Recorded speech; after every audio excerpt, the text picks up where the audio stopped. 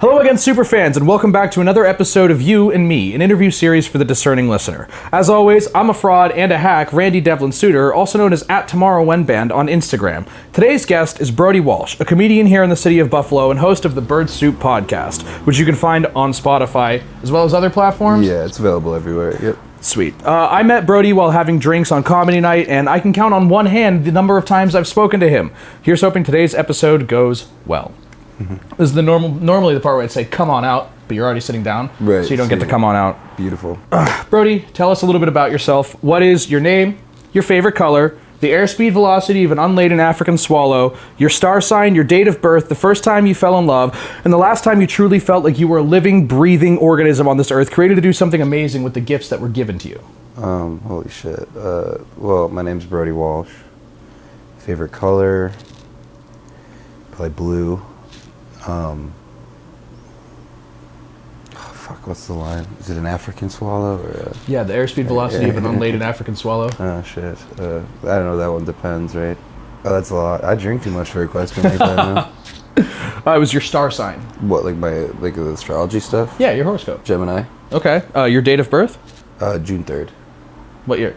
98. Okay, good. Did you write that one down? We need that for later. What was the first time you fell in love?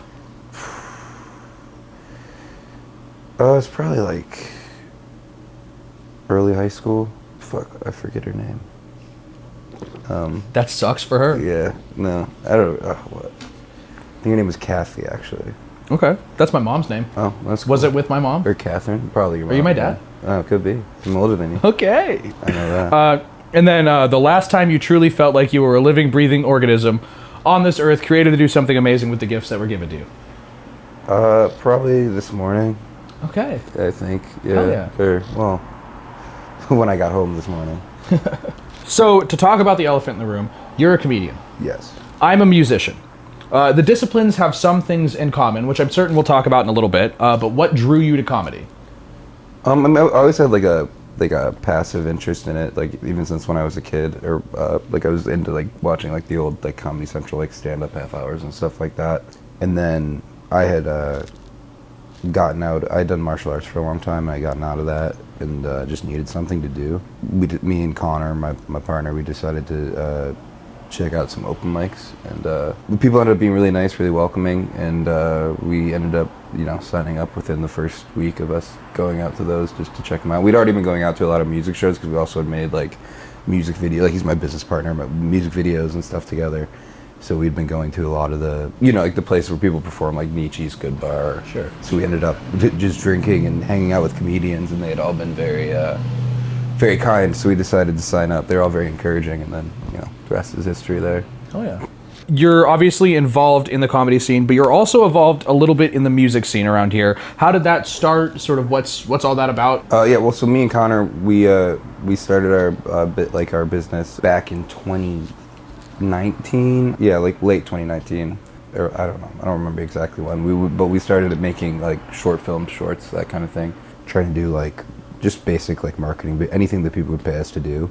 And we ended up getting linked up with a couple different musical, friends. The first two bands we worked with were Pass Out and Previous Love. Mm-hmm. Made music videos for them, and then from there we kind of grew into the scene, and ended up meeting more bands through them, and we were trying to kind of show our work there. Started recording live performances. Connor had his camera on him a lot of the time, so we would take pictures and videos of live acts, and then people would hire us to do that, and it kind of just grew out from there. Pretty simple, straightforward. So you mentioned your buddy Connor a couple of times. Tell us a little bit about your guys' production company that you have together, and as well a little bit about the show.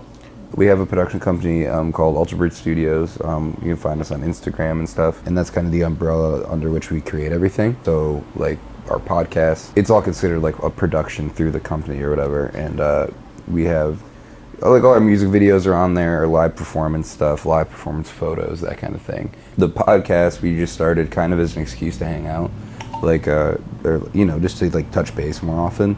Yeah. So that started last year. It's grown a lot.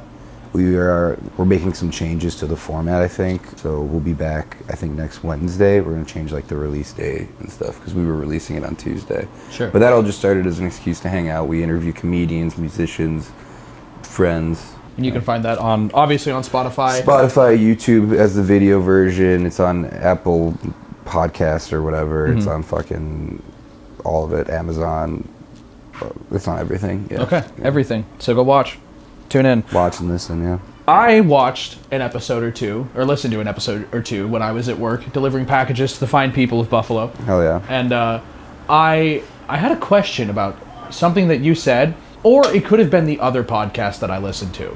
So I might be hallucinating, which is possible. It happens all the time. But I was going to ask, I believe it was in your first episode, you were talking about the evolution of man. Oh, God, I don't remember. I could be making this up, but I was wondering if you could tell me, sort of chronicle the evolution of man throughout time. Oh, well, oh, man, I'm not really, I mean, I could try. It might not have Please, been. be my guest. Because I don't remember. See, the thing about the podcast is, too, the second, I don't listen back to it. Like, well, I listen back only, like, when I'm editing it, but, like, the second I'm done saying it, like, the second those cameras go off, I'm just like, Yeah. just right out of my mind. You Sure. know what I mean? Like, I don't really remember. You have 30 seconds starting now. 30 seconds? Well, okay, I mean, I think there's, I think, like, there was apes at some point, and then us afterwards. Okay. That's the memory I have. You're 17 short, but I think that'll do it. Yeah. You're right, there was apes, Yeah. and then at some point us. In between there are a lot of steps, such as Homo erectus, Yeah, Homo habilis. Australopithecus. Oh yes. Yeah. Of course. That's the Can't one I remember a lot. Australopithecus, yes. One of my favorites. It's so funny. I was at the bar yesterday, and like I was like talking to an anthropology person. Yeah. And it's just funny you ask that because both Australopithecus and Homo habilis came up in conversation naturally at the bar. Okay. Interesting. There's one more. It's Homo something, and it's the first people to figure out tools, but I can't remember the name. Oh. I think that's all of them, but I could be wrong. Yeah, and then Homo sapien. Yeah, obviously then us. And the missing link. Yeah. I don't remember. It was a long time ago, maybe like 10 years ago. There was Lucy or whatever. they were talking about how we have all of these steps from monkey to man, but there was one that was missing that would like fill in the entire evolutionary pathway. They called him the missing link. And I can't remember if they found him, so that's your homework, viewer. Go online and figure out if they found out the missing link. And if they haven't, you could be the first to discover it. What kind of comedy originally inspired you to begin with? You mentioned Comedy Central earlier. Well, yeah, like, I mean, that was just what was on, like, that was cable, so Yeah. I could watch that. I didn't really have HBO growing up. I don't know, early on, I really liked, like, George Carlin a lot. I liked Jon Stewart, like, The Tonight Show, and, what else? What else did I like? Who You else loved did I Jeff Dunham. Famously, you talk all the time about how much you love Jeff Dunham and his racist puppets. Have I said that? Oh, Or all have the I talked time. about how much I hate him? I don't know. I feel like I definitely throw some heat on people. Oh, you yeah. know what I mean? There was an era there where he was extremely popular for no reason. Early on, like, so when I was really young, it was like George Carlin, Mitch Hedberg, Dave Chappelle, when he was still like Dave Chappelle, you Yeah. know, not who he is now. And then, like, I mean, like, currently, like, I really like Sam Morril, Mark Normand, those guys. Okay, The word. New York crowd. Dan So, Soder. a question I ask my musician buddies, and I think it'll be still applicable here, is we've defined the upper echelon of what inspires you. What about the lower echelon, where you get the opposite of inspiration from? What do I not want to be? Yeah. Like Jeff Dunham, dude. Yeah. No, I don't know. Yeah, I don't like prop comedy at all. So the puppets. I don't really like musical comedy either, to be honest. I don't like seeing. I mean, it can be funny, I guess. I just feel like it's kind of like hack. Yeah. So that'd be like the opposite of inspiring me. Like, it annoys me or whatever. Most other things I can kind of tolerate, though. There's definitely like styles to it that I'm Sure. like not. I'm not necessarily, you know. They're like, it's not like my thing, but I don't have like a huge aversion to anything else. I mean, there's some weird. There was some definitely like local comedian stories or whatever, or like people who just like were shitty people. That doesn't Sure. really inspire me to behave that way. But you know, I mean, like there's like characters that were kind of ill-behaved, but it's hard to say really. I don't really think about things like that. You know. Okay. So if you don't, because I guess not everybody has the time to consider this is what I love and this is what I don't want to be. Yeah. So if you don't think about things like that, we touched a little bit on this the last time we were at Thirsty together, but if you don't think about things such as this is where I don't want to be and whatnot, what do you think about? The general form of this question is, what is your philosophy of creation? Right, so it's like, well, I mean, I don't know. So like for me, it's always like what I want to like work towards. I don't really think like when it comes to like performing or whatever, and it's like you can get really caught up in like doing better or worse than somebody that you think is like shitty, or like, you know, like when there's like shit about like stealing jokes and stuff or whatever. I don't think that if it's not like impacting your set, it really shouldn't be a concern of yours, in my opinion. Or it's just like the wrong way to improve. Shouldn't be overly concerned with like anything that isn't directly impacting your own material or what you're doing on stage. Because I think that you can get caught up in being like, because to you there's always going to be like way more things that are shitty, or like not shitty necessarily, but like not appealing. And like your niche, like what you talk about, is like what you think is funny. That's what you should focus on. Because I can sit there and there's going to be like 30 comics on a lineup for an open mic, and like why would I even care that what's his face did good or bad? It doesn't impact me at all. Because there's like a lot of jealousy and stuff, especially that now they have like the Buffalo's Funniest contest going on. So there's like a lot of like these like petty kind of bullshit rivalries where it's like, it doesn't fucking matter, dude. We're all like doing the same thing. You should just focus on the actual quality of what you're doing. And like if you're doing good or you're doing bad, that's all that really matters. If somebody else sucks and they're like they get a good response even though you think they suck, who cares? Just do better. It's like not really. That's just the way that I try to think about it. I think that's the most healthy for like my material and shit like that. So what does your material mainly focus on? It kind of evolves. When I started, I was pretty political, but I think now I've done a little bit more just like observational stuff, like a slight political bend, I guess. Like, and then kind of, you know, I've veered into some anecdotes now more as I've become more comfortable talking about more personal shit. Which I think you have to be like authentic at some level about it, but the most important thing, more than having like a genre or a style, is like just talking about what I think is funny. Like if it makes me laugh, or like I think it's like a goofy or like silly thing, like or weird thing in the world, like I'm gonna try to figure out a way to turn that into a joke. I figured out from there how to make it part of the bigger set, you know what I mean? How to make it flow. First thing is having the premise that is actually like just funny to me, like, and then see if I can convince other people that, you know. So you mentioned that you used to start out politically. I've been meaning to ask, do you really think that the world needs 2 more white men with audio equipment talking about hot button issues? Well, we don't really talk about hot button issues. And I don't think any podcast is really a need. I think that's a stretch to call any podcast a need. And I think so. No, the world does not need it. I think podcasting has a bit of a reputation of being this medium primarily for fratty boys to sit around and drink and talk about women all raw and whatnot. What do you, if at all, do anything to separate yourself from that sort of sphere? Well, I know I'm not that way, so I don't really think I have to do anything to separate myself. I was never a frat guy, that's for sure. So I think trying to separate yourself from it kind of betrays an idea that you think you might be that thing. And I don't think I'm that thing, so that was not really anything I need to try to do. Okay, that's interesting. The idea that you can sort of belie an identity by trying to deny the identity. Yeah, definitely. Yeah, okay. You know, it's like, you know, what you learn more about what you conceal. So you have a joke that you tell frequently at the Milky's open mic that I really like. It's one of my favorite jokes. It is the one about financing a DoorDash order. Oh, yes. Can you sort of use that joke as an example and break down, you were mentioning figuring out how to find things that you find funny and fit them into the flow of a set. Can you break down the structure of that bit and then how you fit that into the greater set?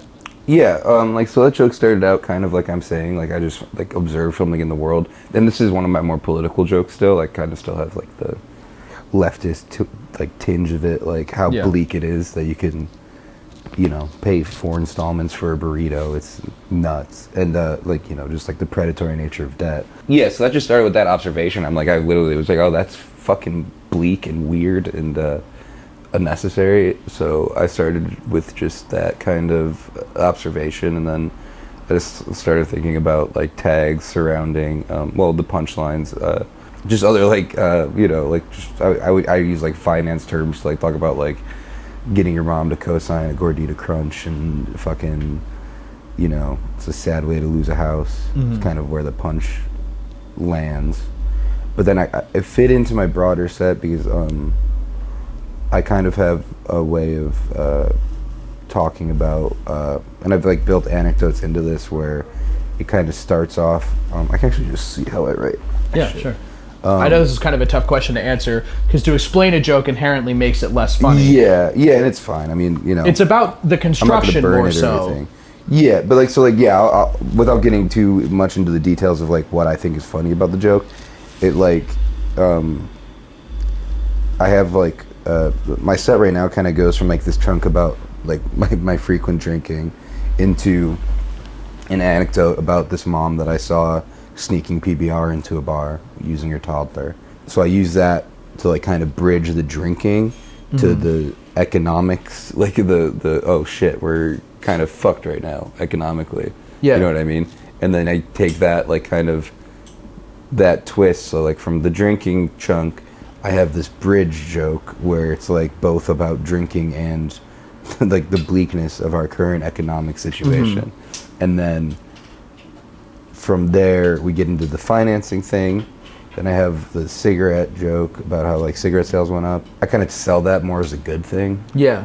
Which is like ironic or whatever. Right. And then so now I have this, my like chunks or whatever, so like my little like 2-minute segments are like flowing into each other rather than just being like, okay, let's talk about this topic now. I have like bridges between them, if that makes sense in terms of how to structure like a set or whatever. I do something similar on my last full-length album.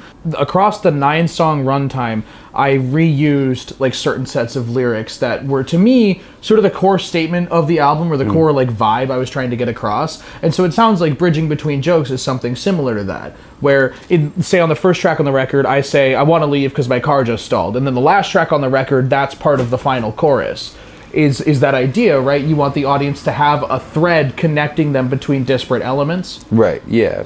There's a local comedian, Brian Netzel, who like kind of explained this to me when we were talking one time, and he was like, "Oh yeah, you kind of just want it to sound like one long joke. If you have like a 5-minute set or whatever, you want the audience to like be like follow the trail that you like weaving. You're doing a bunch of different jokes in there, but you want it to sound like it's one long conversational thing or whatever. I mean, it doesn't necessarily have to be conversational. And I mean, it can work in a lot of different ways depending on your style or whatever. Like if you're a one-liner, it's obviously not going to feel that way. Yeah. But the way that I like to structure it is like, like with this album you're talking about, you want it to feel like a cohesive piece. Same thing with the set. You want to have it flow and have like the audience not realize that you're like structuring like these setups and punchlines within like this one long flowing thing. You know what I mean? Very cool. How do you feel about about when people say, "Oh, you're a comedian? Tell me a joke, funny man." Oh, I hate that. Do you hate it? Oh, it's the worst. It burns your blood. Oh yeah, it makes your soul cry for something greater on this earth. It's hard to be, arrogant about being a clown, but it is annoying. It's a frequent question. It's like kind of considered faux pas to do, I guess. Yeah, absolutely. Yeah, no. So do you consider yourself a comedian? Sing me a song or something, like you know what I mean? Like, I'm not your I would consider myself that. Then tell me a joke, funny man. Yeah, there you go. Yeah, not gonna happen. Go ahead, do me a favor, tell the audience the next time you're playing out in the city, that's your main camera. Word. Yeah, so please follow Bird Soup Podcast because we are going to be announcing very soon the next date of the live show that we did at Milky's. It'll be at Milky's again. But there's still going to be some stuff to come out about that. By the time this comes out, all the information will be there, the lineup will be settled, and check that out. That'll be the next big day. We want to sell that one out again for sure. What's up, everybody? It's your favorite editor, Randy Devlin-Souter. I just wanted to let you know that Brody is playing July 31st, the day this comes out, at Revolver Records on Elmwood. Doors open at 7:30. You can check out his Instagram, which will be right here for more information. After that, the Bird Soup live show is August 9th, where a bunch of comedians are going to get together and play Wii Sports Olympics. It's going to be pretty chill. I hope you guys go. That'll be at Milky's. It'll be at Survey Says. Doors are 7 p.m., so go check it out if you get the chance, and if you don't get the chance, I'm sorry. I'm so sorry that you got to miss out. Once again, his Instagram's right here. You can find all that information. And tomorrow, go see Brody. So you know what an elevator pitch is? Yeah, essentially. And you know the elevator gag? I'm going to have you pitch the podcast to me, but we're going to pretend like we're in an elevator. Okay. We're going to elevator gag the way down. We're going to elevator gag the way down. Oh, okay. Yeah. So we're going to go over here. Both of us? Yeah. Oh, okay. And we're in an elevator. That's okay.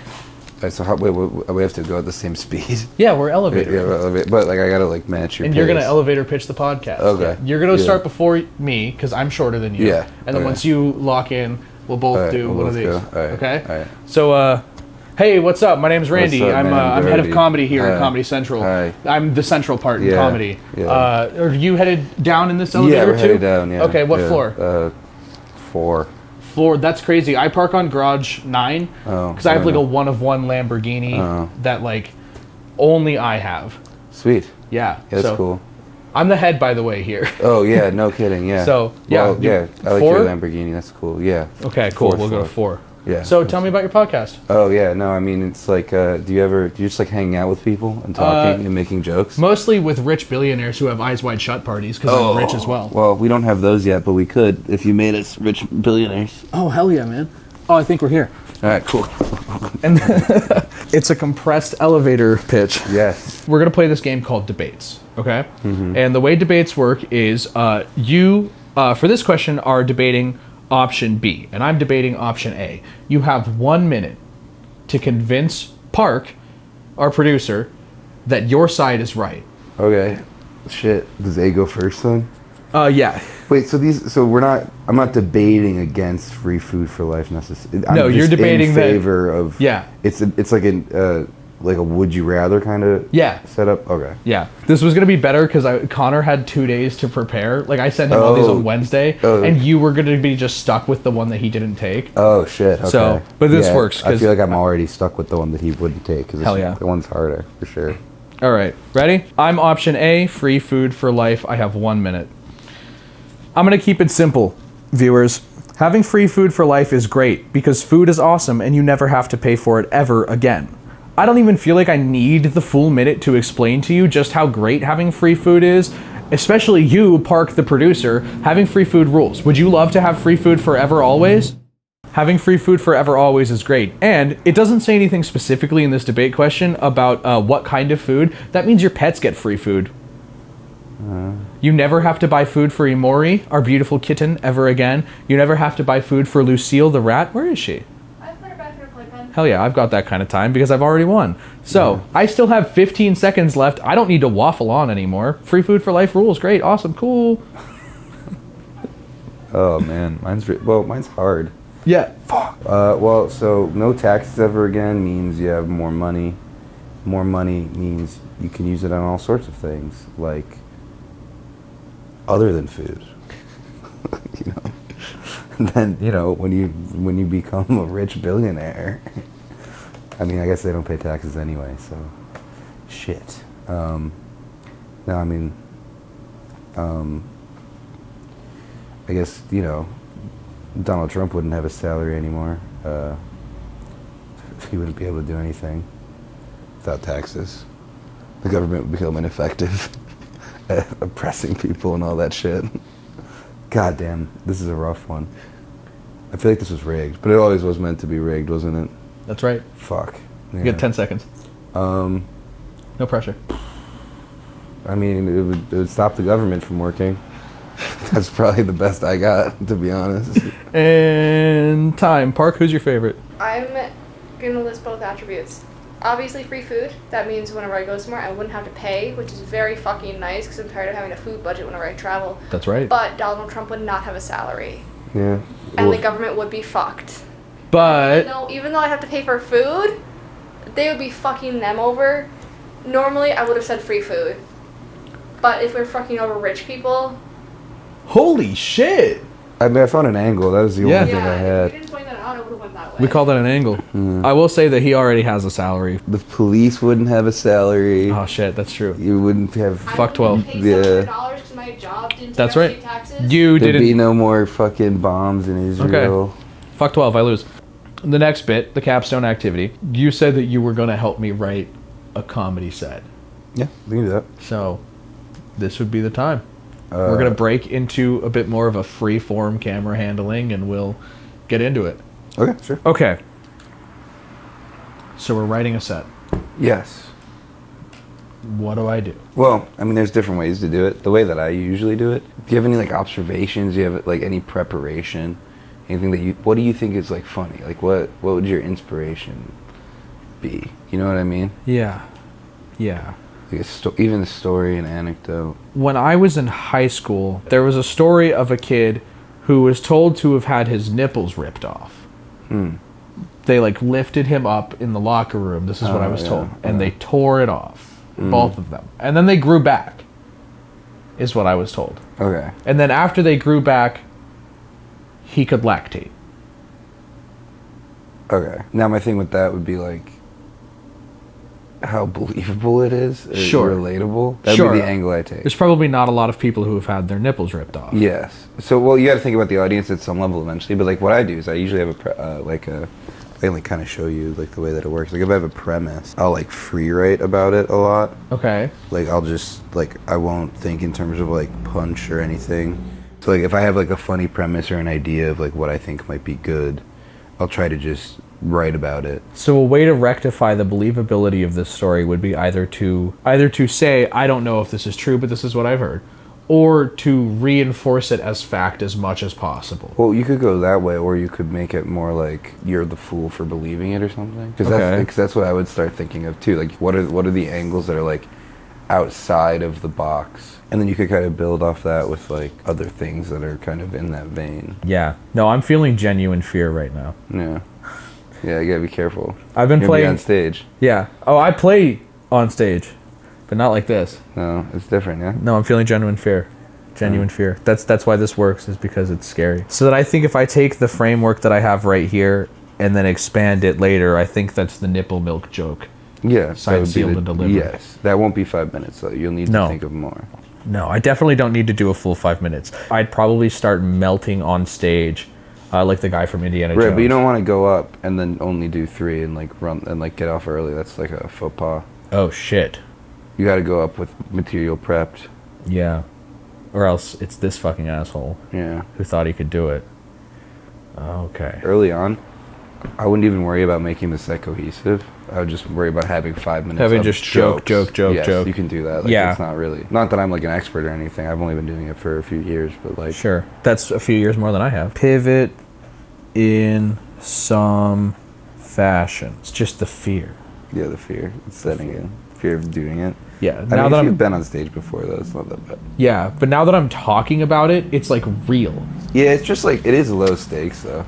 That's true. It is Milky's. Now I'm thinking broad strokes, to do a different kind of joke, to do something observational. Your foundation for an observational joke is from an observation that itself is funny, or is it from like an observation you find interesting that then can be made to be funny? It could be that, yeah. Like I was at Billy Club, like just drinking and writing, and there was this fucking douchey guy, like sitting there talking to a very like alternative looking girl. Trying to explain what Kill Tony was. I don't know if you know what Kill Tony. Yeah. I'm like, dude, know your fucking audience, man. Like, this is just such a weird... That's actually such a very stereotypical thing to happen. Yeah, it was like, I couldn't believe it was happening in front of me. Like, oh, man. Like, you know, and so... That's a gold mine. I don't know how well this would play, because I look like this, but I'm like half Arabic-ish. And the Arabic word for friend is Habibi. Mm-hmm. There was this Arab panel of Twitch streamers who had a tier list from like can't say it I remember, to can say Habibi. So I think it would be cool to write a joke about that. You're part of the culture, so you can talk about it. Okay, I'm gonna just put Habibi joke especially here. That's funny because it's the skin tone one. Yeah, I think. Yeah. Yeah, I think I know what you're talking about. That's objectively a funny thing to talk about.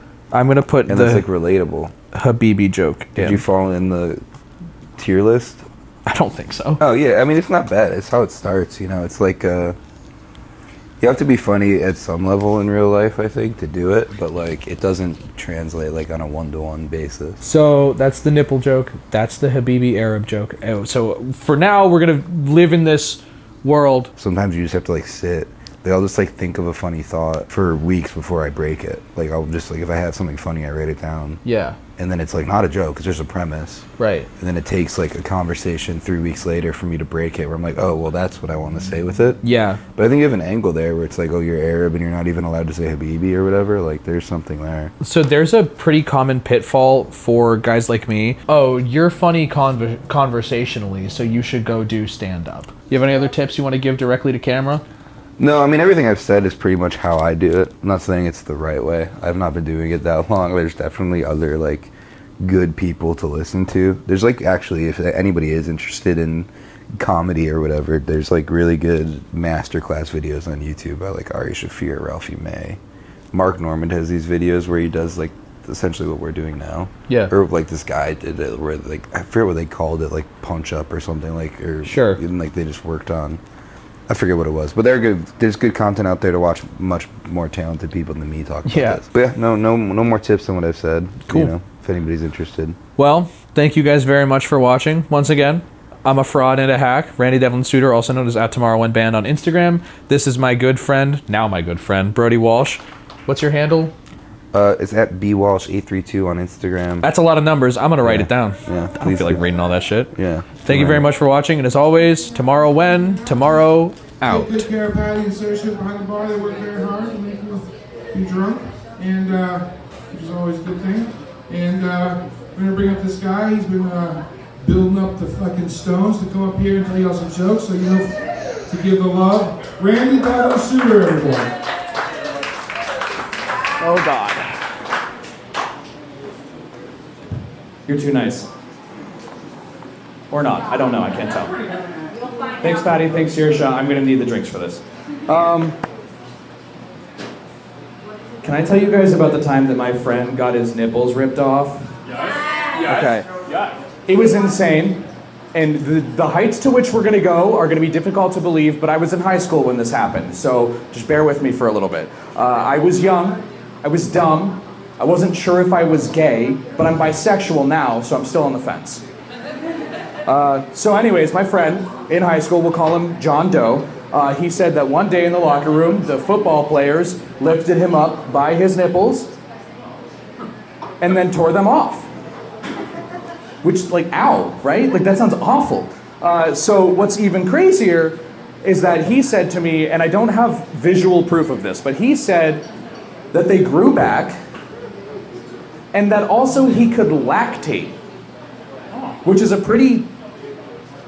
In terms of elevation, we're kind of reaching new heights of things that I thought were possible through modern physics.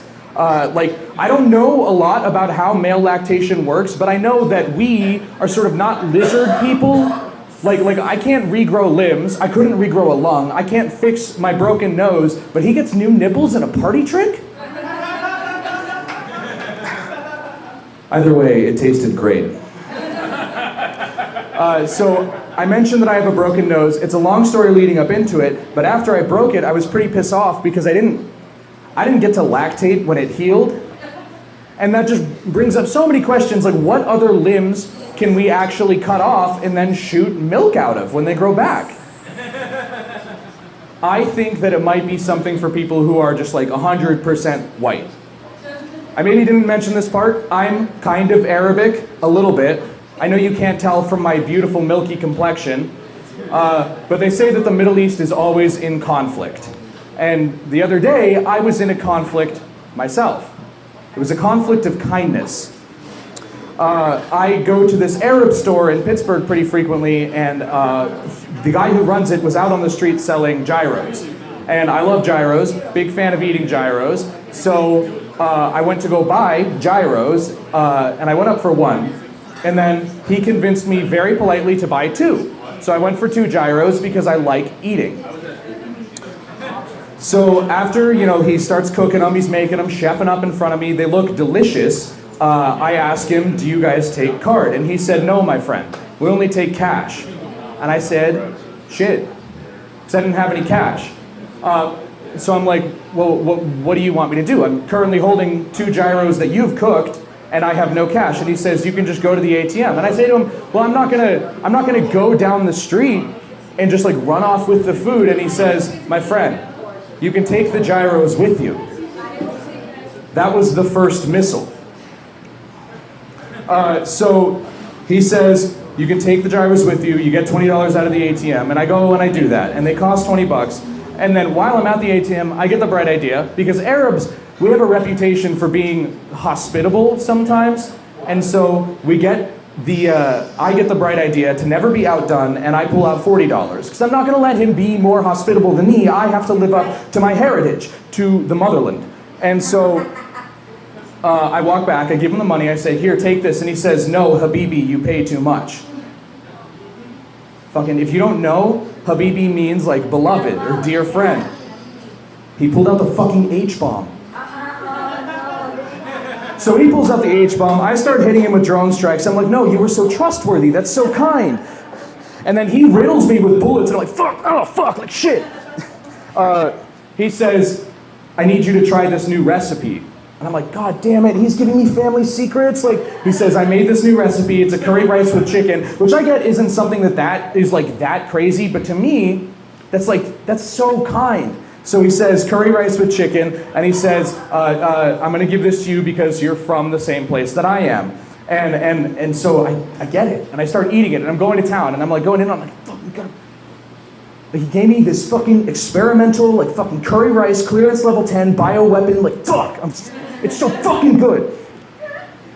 So, anyways, I'm eating the curry rice with the chicken. It tastes amazing. And I'm thinking, like, I'm not Arabic enough to combat this guy. Milky skin, maybe it was too much of the nipple milk from earlier. And I couldn't finish any of the food. Like, I had 2 gyros and a huge, like, takeout container of curry rice and chicken. And so I had to throw the curry away. And then he saw me do it and pulled out a gun and shot me in the head. Nice. And I got better. I'm gonna leave it with this one. I'm going off the book. Do you guys drive? Anyone here a big fan of driving on roads? That's what I'm saying. So I sometimes drive on a road, like in a car, mostly. And every now and again, I get into sort of a traffic kerfuffle, we'll call it. Maybe not an altercation, but it's also not like, sorry. It's somewhere in between being polite and wanting to kill the other guy, where a guy will like cut me off at an exit, or maybe he will just like merge a little bit too sooner than I was expecting. And every time this happens to me, I can't help but think to myself, like, fuck, like, it's gonna fucking live with me for the next 2 months. So anyways, I'm Randy Devlin-Souter. Thank you guys for listening. Fucking thanks to Patty and Sarah Show. Thanks, Jesse. Fuck. Thanks. That was the most terrifying thing I've ever done. Would you just ask that question again? I forgot what I asked you. You told me to come back next week. Come back. It's better to do it scared than to not do it at all. I think that is good, but here's the thing that I really wanted to get on the film was that I know the elations of performance, and this didn't do it for me. Which is crazy to say because I'm a narcissist and I love attention. That's right, shout out to YouTube, subscribe. But the problem is that like I love playing. I love making music, I love people seeing me. I didn't feel that when I was up there. Can I just say, this is a weird week. This is a weird time of year to be doing this. The Buffalo's Funniest competition is going on. There's hurt feelings, there's people who feel scorned, there's people who feel like they were cheated. Or like they're just pissed that they lost. This is a weird time for comedy. You've been here for a lot of comedy sets. It's usually not like this. It was slow. I was done at 10 o'clock. Like, it's not like this normally. Come back and do it scared, because it's better to do it than to not do it at all. But I did do it. You did. You did once. And once is enough for me.